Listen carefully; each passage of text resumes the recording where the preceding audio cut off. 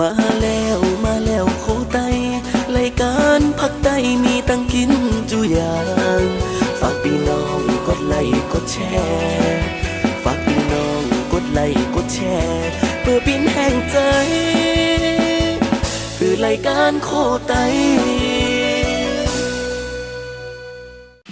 มาสุขะยินดีเข้าสู่รายการโคไตค่ะโคไตเมื่อในเขามีเมนูในค่ะนะปลาซาชิมิ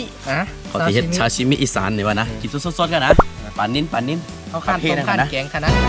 เขาผีลิบในบางคนอยู่พอได้กินรีบพาเขาดิซอยบางๆแล้วก็เขามาจิ้มสามรสค่ะนะแซ่บๆน้ำจิ้มสามรสเตรียมใจน้ำจิ้มชื่ออะไรไม่มีข้าวโพดใช่ไหมเหมือนอีสานนะแซ่บๆชอบเตยค่ะนะแล้วก็ผักกะเพราเนี่ยผักกะเพราเนี่ยคนจะบอกว่าอีทอดค่ะก็หลายมีแตงค่ะเนาะปลากิไลพริกแล้วก็มีอันนี้คือว่าทอดผักขี้หุดเนี่ยข้าวไปหูเห็ดปอค่ะผักเปิกนะผักเปิกหรือผักเปิกนี่ค่ะนะเปิกเนี่ยลื่นดีกว่าผัดปีแล้วก็มีโดนกันนะอันนี้ในกับในสุดยอดหอมๆเนี่ยน้ำจิ้มสามรสเขาก็เนี่ยเครื่องเขามีมะนาวมีพริกมีหอมขาวกันไหนกันนะโอเคมากันนะกับตัวแรกเขาติดมาซอยบางๆกันนะโอเคโอเคขั้นตอนแรกเขาติดมาสำเร็จกันนะสำเร็จปลาค่ะนะสำเร็จปลาเขาติดซอยบางๆกันเดียวกันนะ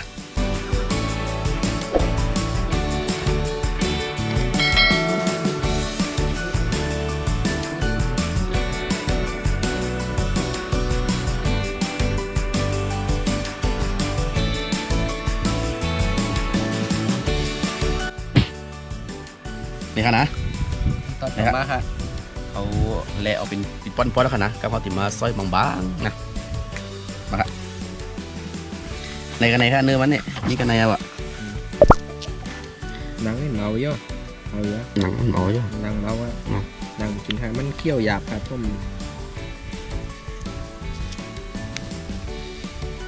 แซ่บมันกันนะโคตรใหญ่ยิ่งอะไรครับเนี่ยกันนะแล้วกูอย่างกูเยอะอ่ะ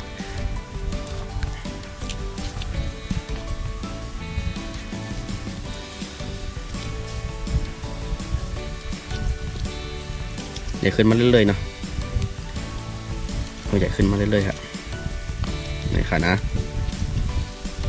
เนื้อปลาสดๆเลยมันตีฮังดีค่ะนะสีมันตีเด็กออกแรง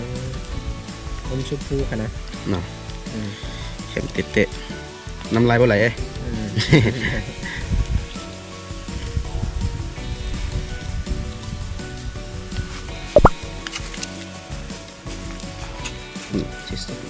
ไลท์มีตรงนี้ไฮไลท์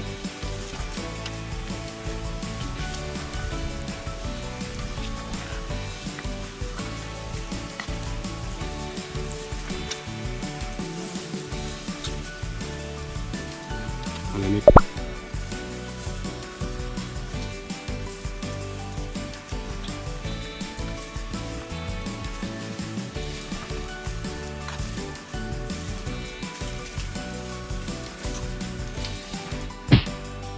โอเคไหนครับเขาล่างสาดเยอะค่ะนะพร้อมลงจานค่ะเอาถึงมาจัดงามๆค่ะนะจื้อไหนเลยนี่ก็โยกเจอกันนะว้าวนั่นแล้วที่ไหนครับ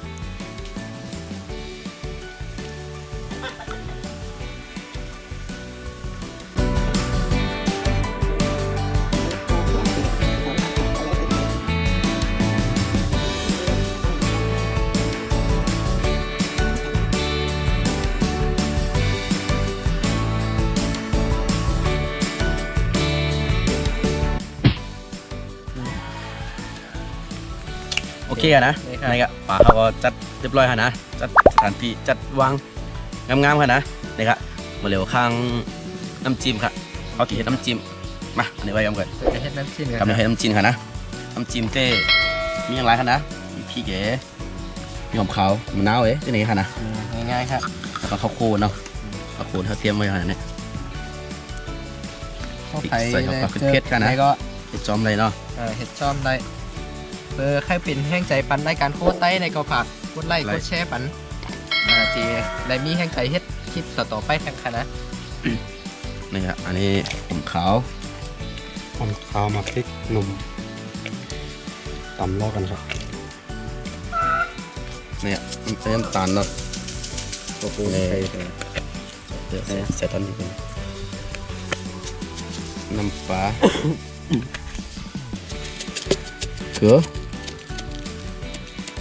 โอเคมันครบ เค็ม3รส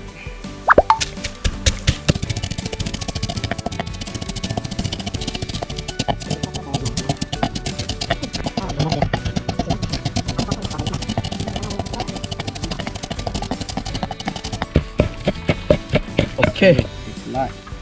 ตำเรียบร้อยครับน้ำจิ้มเขาพร้อมใส่ถ้วยใส่วานคำเขาจะใส่กุ้งครึ่งมันค่ะนะมันนาวแล้วก็ผักกีฬากะมันหอมนิดนึงค่ะนะโอเคเขาเลยมันนาวค่ะนะขั้นตอนต่อมานี่ครับ น้ำจิ้ม3รสใจแง่นะครับ สามรสข้าวโคค่ะนะ สูตรใจแง่ค่ะเนี่ยนี่มาจากใจแง่ค่ะนะ ใส่ขีมก็โย่ส้มหน่อยนึง ตัวโคตรไตแล้วหมอเฮ็ดน้ำจิ้ม3รสก็ไปเลยตัวแต่ขนาดนี้นะโคตรไตเอาเตน้ำจิ้ม3รสนี่ตลอดครับ เอาส้มๆค่ะนะ ขันได้ค่ะ มันโอเคพอแล้วโอเคกับในเติมข้าวโพดไปหนึ่งค่ะนะนี่ครับแล้วก็ผักกีฬาอีกหนึ่งค่ะนะ กีฬาเอามัน เนี่ยไปล่องเตยก็ล่องเตยค่ะนะ นี่ค่ะเนาะ ที่แคมแต่ค่ะ3รสข้าวโค นี่ สูตร3รสข้าวโคค่ะนะ 3รสใส่ตะกีฬาด้วยนะ สุดยอด กินกับซาชิมินะ ชาชิมิอย่างนั้นสุดโคตรไตทำมีชาชิมิด้วยนะครับชาชิมิปลานิ่ม น้ำลายปลาไหลเอาค่ะนะกันนี้ก็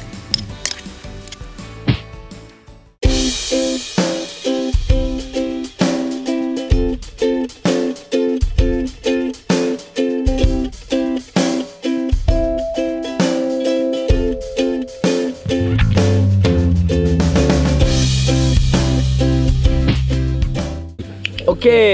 นี่ค่ะนะ นี่ค่ะซาชิมิปลานินค่ะนะ นี่ค่ะนะเขาจำด้วยครั้งแรกกันนะ ที่เป็นฮื้อได้ เนาะ กำโดดจิ้มด้วยนะ เอามาจิ้มจำกันค่ะนะ น้ำจิ้มเขาก็เรียบร้อยครับน้ำจิ้มข้าวโคค่ะนะน้ำจิ้ม3รสข้าวโค ยั เล ง ยว่า ไปมีที่ไหนเฮ็ดเจ้าค่ะใครใครจ้ามด้วยก็เฮ็ดซ้อม จ้ำเลยค่ะนะ แต่เข้มแต่มาไกลจิ้มด้วยอะค่ะนะ นี่ค่ะนะปัตโต้สดๆค่ะนะเอาตัวไหนมันเดี๋ยวนี่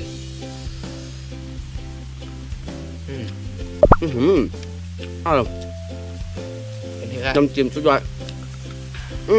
ครับสุดยอด ลองด้วยค่ะ นี่ค่ะนะ สุดยอดจริงๆครับ ซาชิมิปลานินเลยค่ะนะยังไปยำกินเห็ดปองนะเป็นฮื้อก็ น้ำจิ้มมันชาติใจเต้ค่ะนะ น้ำจิ้มชาติใจเต้ เนื้อปลามันสีหวานค่ะนะให้เป็นน่องแซลมอนอีกนึงได้ค่ะนะ ว้าวคำโตๆค่ะนะ เพราะเป็นเมนูกับแกมได้สุดยอดค่ะแกมแต่แ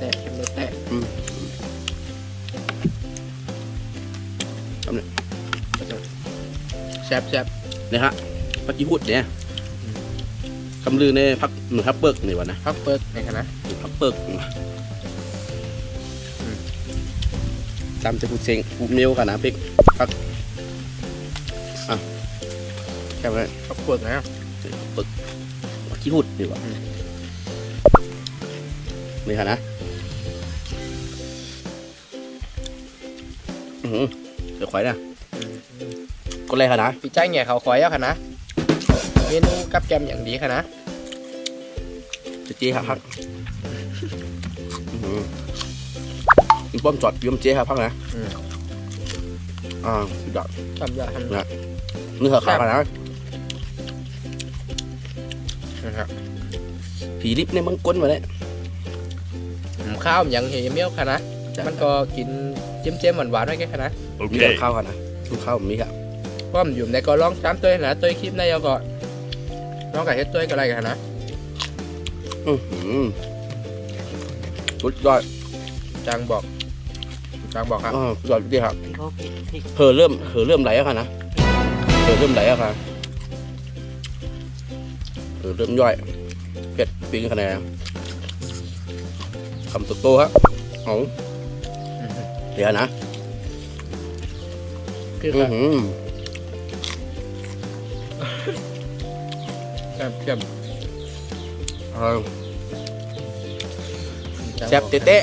ๆจะหนักกว่ามั้งนะ ก็เจอคลิปในก็ฝากกดไลค์กดแชร์นะปันแห้งใจรายการโคไตนะ ใจเอา ถึงมียอดซับยอดอย่างเพิ่มขึ้นติ๊กๆที่ไรมีแห้งใจเฮ็ดสืบการในคณะ ใจเอาค่ะนะมือเร็วก็ไหลน้ำหัวเต่ามั้งค่ะแซ่บอีหลีแซ่บอีหลีอือหือ